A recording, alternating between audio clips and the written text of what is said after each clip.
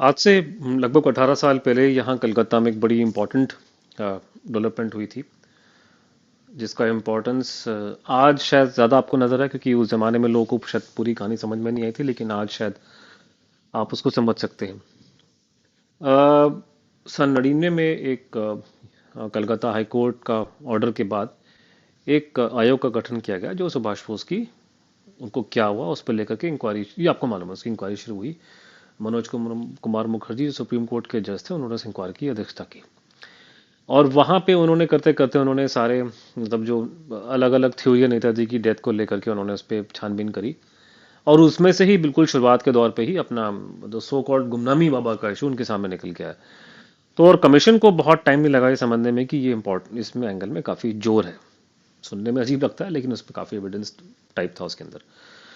तो कमीशन ने उसके बाद में उस पे, जब उनको लगा कि उसमें आई विटनेस अकाउंट वगैरह काफी क्रेडिबल है, तो फॉरेंसिक टेस्ट करने की सोची। तो 2000 उन्होंने फिर हैंडराइटिंग की और उन्होंने डीएनए का टेस्ट, कुछ दांत उनके फैजाबाद से मिले थे, जिससे ये मतलब कहा जाता है कि गुमनामी बाबा के दांत थे। मेरा मानना उन्हीं के थे, और वो दांत से उनका डीएनए मिल सकता, तो वो उसकी टेस्टिंग के लिए उनको लिया गया। तो 18 साल पहले 2004 में वो सारी हैंडराइटिंग की और डीएनए की रिपोर्ट, जिनके बेसिस पे कमीशन को डिसाइड करना था, मतलब वो एक सबसे इंपॉर्टेंट एलिमेंट था इन ए मैनर ऑफ स्पीकिंग, वो रिपोर्टें उनको उन्होंने सारी मतलब मिलनी शुरू हो गई थी 2003 के बाद से। और कमीशन ने वो खोल के नहीं देखा, उनको सील बंद पैकेट में मिली, ऐसे ही रहने दिया। और करते करते जब सारी रिपोर्ट, आखिरी रिपोर्ट सीएफएसएल कलकत्ता की थी, जब वो आ गई, तो जून 2004 में कमीशन ने अपनी हियरिंग करके यहाँ पे कलकत्ता में महादजी सदन के अंदर, एक महाजती सदन नाम की बहुत बड़ी बिल्डिंग है पुराने जमाने की, सुभाष बोस जब यहाँ पे मेयर थे कलकत्ता के, तब की बनी हुई है। तो उन्होंने, जस्टिस मुखर्जी ने उसके बाद में उसको वहाँ पब्लिक कर दिया कि ये है। और उन्होंने खोला और उन्होंने बोला कि हैंड राइटिंग में दो रिपोर्ट जो है वो नेगेटिव है, एक रिपोर्ट पॉजिटिव है। जो सरकारी रिपोर्ट है नेगेटिव थी, और एक प्राइवेट एक्सपर्ट जो पहले सरकार का टॉप मोस्ट एक्सपर्ट था, उसने ये बात बोली कि ये रिपोर्ट जो है मैच कर रही है हैंड राइटिंग उनकी, वो सुभाष बोस ही थे। लेकिन गवर्नमेंट के एक्सपर्ट्स ने मना कर दिया। तो वो दो रिपोर्टें नेगेटिव, एक रिपोर्ट पॉजिटिव, और डीएनए के अंदर एक रिपोर्ट इनकन्क्लूसिव थी सीडीएफडी हैदराबाद की, और एक सीएफएसएल कलकत्ता की रिपोर्ट नेगेटिव। उन्होंने क्लियर बोला कि ये दांत से जो डीएनए निकला है, उसका मतलब ये आदमी सुभाष बोस नहीं था, क्योंकि उसके परिवार से ये डीएनए मैच नहीं कर रहा। तो उसके बाद से ये जब मुखर्जी आयोग की रिपोर्ट आती है 2005 में, उन्होंने गवर्नमेंट को दी है, और गवर्नमेंट ने उसको 7-8 महीने बाद पब्लिक किया है 2006 में। तो वहाँ पे ये निकल के आता है कि मुखर्जी आयोग ने अलग अलग, जो नेताजी को लेकर के अलग अलग थ्योरियाँ थी, उनको उन्होंने स्टडी किया। और उन्होंने बोला कि प्लेन कैश की चोरी ठीक नहीं है। फिर वो उन्होंने फैजाबाद की गुमनामी बाबा इशू को काफ़ी इंपॉर्टेंस दी, और उसमें बारे में कमीशन की रिपोर्ट में लिखा गया कि आई विटनेस अकाउंट तो काफ़ी क्रेडिबल है ना। आई विटनेस अकाउंट बहुत इंपॉर्टेंट चीज़ होती है, आई विटनेस के अकाउंट के बेसिस पर लोगों को फांसी हो जाती है, तो उसको बहुत इंपॉर्टेंट होता है। तो आई विटनेस अकाउंट मैच कर रहा था। उन्होंने बोला कि उसमें डॉक्यूमेंट्री एविडेंस जो है वो भी मैच कर रहा है, कि उसमें जो कागज पत्र उनके वहां से मिला है, तो वो उसको टैली कर रहा है, जो आई विटनेस अकाउंट बोलता है। लेकिन कमीशन ने फिर ये बातें रिपोर्ट में लिखी कि हैंडराइटिंग की रिपोर्ट जो है सरकारी नेगेटिव थी, और डीएनए की रिपोर्ट एक इनकन्क्लूसिव है, लेकिन दूसरी रिपोर्ट नेगेटिव है। तो इनको दिमाग में रखते हुए ये उन्होंने रिपोर्ट में लिखा था कि there is no clinching evidence that Gumnami Baba व सुभाष चंद्र बोस। तो मीडिया में ये ऑफ कोर्स इस बात का धारणा बन गई पब्लिक में कि उन्होंने उसको रिजेक्ट कर दिया। रिजेक्ट तो नहीं किया था, उन्होंने यही बोला था कि एविडेंस तो है, लेकिन क्लिंचिंग नहीं है। और ये प्रॉब्लम जो है आप समझ सकते हैं कि उसमें कि जो नेगेटिव रिपोर्टें जो सरकारी एक्सपर्ट्स की आई थी, उससे एक सारा का सारा केस जो है 18 साल पहले अटक के रह गया। और थोड़े ही समय के बाद में, मतलब कुछ एक साल बाद, ये निकल के पब्लिक में जग जाहिर हो गया। हमें बात का मालूम था कि मुखर्जी साहब, जस्टिस मुखर्जी को शायद, उनको दिमाग को ये, उनको उनको ये शक था कि कुछ गड़बड़ कहीं हुई है, और उनका ये मानना था कि गुमनामी बाबा ही सुभाष चंद्र बोस थे, लेकिन वो साबित उसको नहीं कर पाए। बहरहाल अब ये कुछ सालों में आपने देखा होगा कि मैंने और चंद्रचूड़ घोष ने, हम लोगों ने इस जो फॉरेंसिक फ्रॉड को एक्सपोज करने की, मतलब हम लोगों ने काफी क्लियर कट एविडेंस आपके सामने रखे। पहले हम लोगों ने हैंडराइटिंग को आपके सामने किया कि हमने कहा कि चलो, अगर एक एक्सपर्ट की रिपोर्ट पॉजिटिव है और दो रिपोर्ट नेगेटिव आ रही हैं, तो हम लोग उसको compete करने के लिए दो और इम्पोर्टेंट प्राइवेट प्राइवेट एक्सपर्ट्स की रिपोर्ट को लेके आते हैं। तो पहले हमने कर्ट बैगेट नाम के बहुत जाने माने अमेरिकन एक्सपर्ट, उनको हमने उनकी सर्विसेज हायर की। मेरे मित्र अमेरिका में दीपक निझावन जी और अभिषेक बोस ने उनको अप्रोच किया हमारे बिहाफ पे। उनको पता भी नहीं मालूम था कि हम लोग कौन है, हमारा नाम नहीं आया था उसमें काफी शुरुआत में। कर्ट बैगेट को हमने ये भी नहीं बताया कि आदमी कौन है, उनको सिर्फ दो सैंपल दिए थे, उनसे पूछा कि ये हैंडराइटिंग मुझसे मैच कर रही कि नहीं कर रही है। और कर्ट साहब को वैसे भी कोई इसमें को लेना नहीं, पूरे केस में अमरीकी हैं, हम टेक्सास में रहते हैं, उन्हें क्या लेना देना सुभाष बोस से। अगर बताया भी दिया बाय द वे तो उनको पता नहीं था। उन्होंने बाद में खुद एडमिट किया बाद में कि मुझे नहीं मालूम था। उनको सिर्फ दो एक्सपोर्ट्स की दो दो रिपोर्टों को चेक करने को कहा था, दो हैंडराइटिंग सैंपल्स को, अलग अलग हैंडराइटिंग सैंपल्स को चेक करने को कहा गया था कि देखने के लिए कि क्या इनका आपस में मैच है कि नहीं है। तो कर्ट बैगेट ने हमें डिटेल में रिपोर्ट दी कि वो पॉजिटिव है। बाद में वो टेलीविजन के अंदर भी आए थे।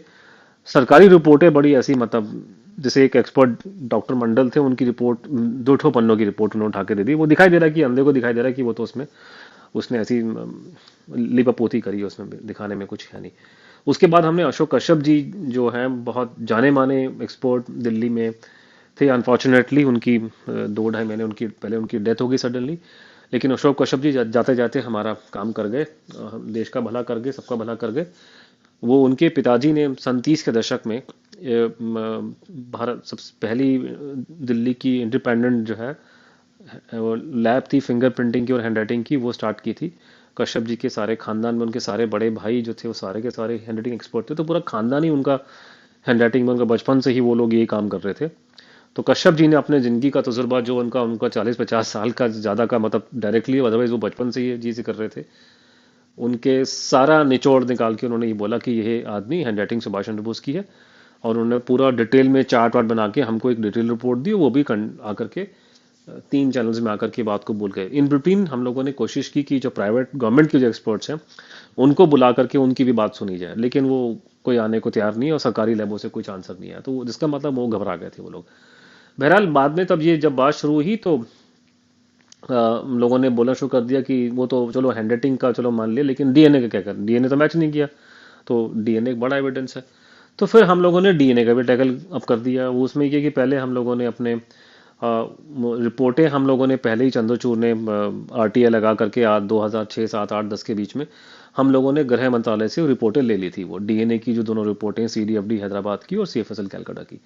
तो इन रिपोर्टों को निकाल करके हम लोगों ने प्रोफेसर ज्ञानेश्वर चौबे बीएचयू में हैं कार्यरत और बहुत ज़बरदस्त भारत के जाने माने डीएनए एक्सपर्ट हैं, उनको, और प्रोफेसर पंकज श्रीवास्तव जी जो इंदौर मध्य प्रदेश में है, और वो मध्य प्रदेश के जो फॉरेंसिक डिपार्टमेंट के अंदर भी वो कार्य करते हैं, अदरवाइज प्रोफेसर है वो।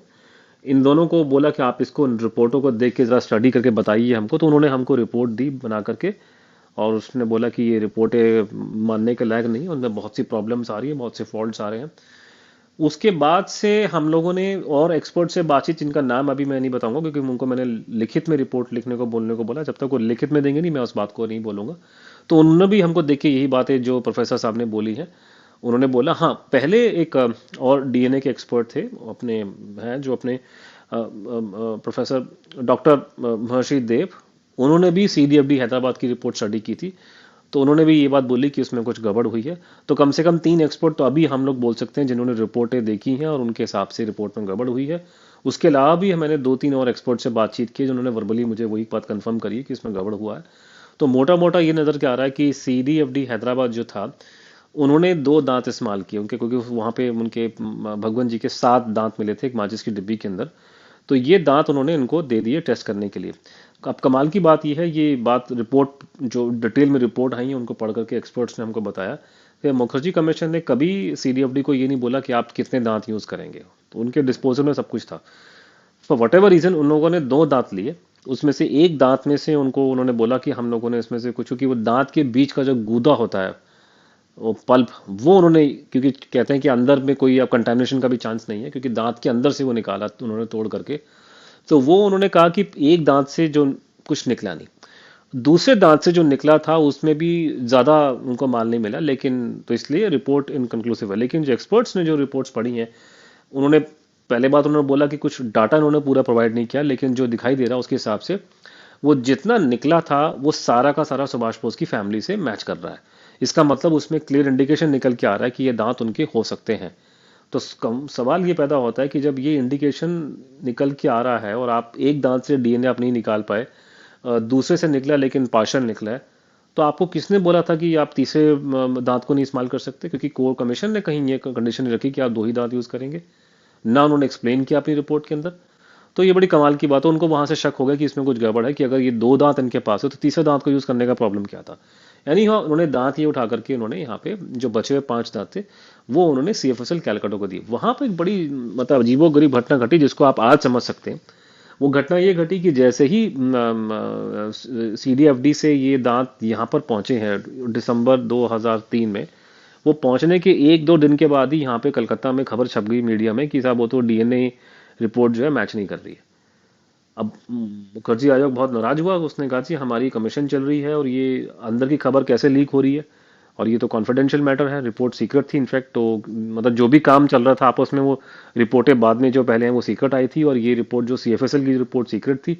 और मुखर्जी आयोग के बीच में और सीएफएसएल में जो पत्राचार था वो भी सीक्रेट था उस टाइम पे। तो ये कैसे बात बाहर निकल के आ रही है, तो उन्होंने उसको लेकर के प्रेस काउंसिल में कंप्लेन किया। और लेकिन वहां जाकर के जो न्यूज़पेपर था आनंद बाजार पत्रिका, उसने जाकर बोला कि हमको लैब से स्कूप मिला है। अब सोचने की बात ये, स्कूप भैया तुम्हें कहाँ से मिल गया जब रिपोर्ट तो 6 महीने बाद बनी थी। मतलब रिपोर्ट बनने के बाद वो लीक हो सकती है, वो समझ में आता है, लेकिन रिपोर्ट बनने से 6 महीने पहले कौन सा स्कूप मिल रहा है, ये कौन सा चमत्कार है, ये तो भगवान ही बताएगा। तो इसका मतलब वो गवर्नमेंट ने, जब मेरा इंडिकेट हमारा मानना है कि गवर्नमेंट ने वो नकली खबर, वो खबर पहले से प्लांट करके, ताकि पब्लिक को, माइंड को वो इन्फ्लुएंस कर सकें कि ये इसमें कुछ है नहीं, तो उन्होंने पहले ही मेंटली प्रिपेयर करने के लिए नकली खबर जो है, मतलब उन्होंने स्टोरी प्लान करा दी थी। यानी हाँ, जो सीएफएसएल की रिपोर्ट है वो देखने के बाद सारे एक्सपर्ट्स ने उसमें मल्टीपल प्रॉब्लम्स, इनफैक्ट मेरे लिए वो बोलना बड़ा मुश्किल कि सारा साइंटिफिक लैंग्वेज के अंदर है। अभी टाइम आएगा तो हम वो रिपोर्ट सारी पब्लिक करेंगे, कि उसमें उन्होंने समझाया पूरे तरीके से कि इसके अंदर बहुत से प्रॉब्लम आ रही है सॉफ्टवेयर की, और ये डाटा छुपा रहे हैं। अब उसमें जो एक इंटरेस्टिंग पॉइंट निकल के आ रहा है कि जैसे डीएनए टेस्टिंग क्या होती है, उसमें क्या होता है कि आपके सामने एक मशीन रखी जाती है, और मशीन मतलब मशीन एक डीएनए मशीन चेक करती है, ह्यूमन इंटरवेंशन उसमें नहीं होता। आप सैंपल को, मतलब मैं सिंपल भाषा में समझा रहा हूँ आपको, उसमें आप दांत को या कोई भी चीज जो भी आपने टेस्ट करना है मटेरियल उसमें डालेंगे मशीन में, मशीन एक चार्ट निकालती है, उस चार्ट को बोलते हैं, मतलब उसका नाम, उसको एक रॉ डेटा होता है, इलेक्ट्रोफेरोग्राम एक वर्ड उसके लिए यूज करते हैं। और उस इलेक्ट्रोफेरोग्राम की रीडिंग जो करते हैं एक्सपर्ट, उसको बोलते हैं डीएनए की रिपोर्ट। तो बेसिकली डीएनए रिपोर्ट इलेक्ट्रोफेरोग्राम ही होता है, उसी की रीडिंग एक्सपर्ट्स करके आप लोग अपना कंक्लूजन ड्रॉ करते हैं। तो ये फिर प्रॉब्लम इसमें ये हो रही है कि वो हमें खबर लगी थी किसी सोर्सेज से कि वो डीएनए, उनका इलेक्ट्रोफेरोग्राम गायब कर दिया गया। वो गायब करने का कारण यही था कि उसमें उन्होंने गड़बड़ करी है टेस्टिंग के अंदर। तो एनीहो हम लोगों ने आरटीआई फाइल किया और उन्होंने मना कर दिया हमारे पास में, मतलब हम आपको नहीं देंगे। बाद में ये 2019 में हमारा एक मित्र है सायक सायोग सेन, उनकी अभी किताब बंगला में बहुत अच्छी सुभाष पोस्ट पे आई है। तो सायक ने भी आरटीआई फाइल किया, और उन्होंने उनको बोला कि वो हमारे पास में है ही नहीं। और उसको लेके बवाल मचा कि साहब कैसे नहीं आप लोग के पास में, और ये क्योंकि वो अपने कमीशन को भी रिपोर्ट में नहीं लगा के दिया। तो उससे हमारी जो हमारी हमारी अंदर की बात हमारी कंफर्म होगी कि इन लोगों ने डिस्ट्रॉय कर दिया है, और ये लोग मतलब इन्होंने गड़बड़ करी है केस में। तो वो एक अपना आप इंपॉर्टेंट पॉइंट था, उसको लेके मीडिया में स्टोरी बनी। लेकिन अनफॉर्चुनेटली एकदम से कोविड हो जाने के बाद से वो सारा केस जो है डील हो गया। आज हमें काफ़ी क्लैरिटी है, जैसा कि मैंने बोला कि हमारे पास वो चौबे जी की वो रिपोर्ट डिटेल में है। कुछ दिन पहले प्रोफेसर चौबे हमारे साथ में, चंद्रचूड़ और मैं, उन्होंने लाइव स्ट्रीमिंग किया था, उसमें उन्होंने एक्सप्लेन किया। मैं फ्यूचर के अंदर भी कोशिश करूंगा उनको लाने की और एक्सपर्ट्स को लाने की। लेकिन ये कि बड़ा क्लियर हो गया है कि इन्होंने डीएनए में फर्जिंग करी है। तो इसका मतलब आप 18 साल पहले जाएंगे तो मुखर्जी आयोग ये बात स्थापित नहीं कर सका कि ये आदमी सुभाष बोस ही थे, गुमनामी बाबा, क्योंकि मोटा जो कारण ये था कि उसमें हैंडराइटिंग की और डीएनए की रिपोर्ट नेगेटिव थी। तो अब आपके सामने कहानी, पिक्चर उलट जाती है। वो कहानी उलट गई है कि पहली बात तो ये कि मुखर्जी, जैसे मुखर्जी का कथन रिकॉर्ड हो गया गलती से, और वो खुद बोलते हुए दिखाई दे रहे हैं कि मैं 100% कन्विंस था कि सुभाष बोस ही थे वो, लेकिन साबित नहीं कर पाया। और हमने अभी स्थापित कर दिया है कि हमारे पास में जो हमारी रिपोर्ट्स हैं हैंड राइटिंग एक्सपर्ट्स की, जो प्राइवेट की इंक्लूडिंग वो जो अमेरिकन है, वो सरकारी रिपोर्ट से लाख गुना अच्छी हैं। तो वो तो किसी भी बेवकूफ़ आदमी को समझ आ जाए कि गवर्नमेंट के लोगों ने धांधलेबाजी करी है। और उसके बाद में हमारा जो डीएनए में है, हमें उसमें सफिशिएंट डेटा है। बिना इलेक्ट्रोफेरोग्राम की कोई रिपोर्ट दुनिया में होती नहीं है उसकी। वो तो उनकी धज्जियां वहां से उड़ गई। इस बात का कोई जवाब नहीं है कि रिपोर्ट बनने से 6 महीने पहले ये कौन सी मीडिया में खबर आ गई कि वो मैच नहीं हुआ था। तो ये देख करके आप किसी भी आदमी जिसने, भगवान ने थोड़ी कॉमन सेंस दी है, जिसमें थोड़ा सा दिमाग है और अनबायस आदमी है, वो यही बोलेगा कि अगर यही दो कारण थे जिसके बेसिस पे आप लोगों ने रिजेक्ट किया था इस इशू को कि ये सुभाष बोस नहीं हो सकते, आज हमने वो प्रॉब्लम खत्म कर दी है, तो अब तो इसका मतलब तो रमी बाबा भी सुभाष चंद्र बोस थे। हैंडराइटिंग उनकी मैच कर रही है, आई विटनेस अकाउंट आ रहा है, डीएनए के अंदर धांधेबाजी हुई है, तो इसका मतलब क्या होता है? समझदार को तो इशारा काफी होता है, ये तो बहुत ज्यादा चीज है आपके सामने। देखते हैं आगे क्या होता है। हम लोगों ने ये कुछ इन्फॉर्मेशन निकाल दी है कोविड के बाद में, अब कोशिश कर रहे हैं कि थोड़ा पब्लिक में जागृति लेकर आए, और उसके बाद में जो भगवान को मंजूर होगा वो हम वो होगा। नमस्ते।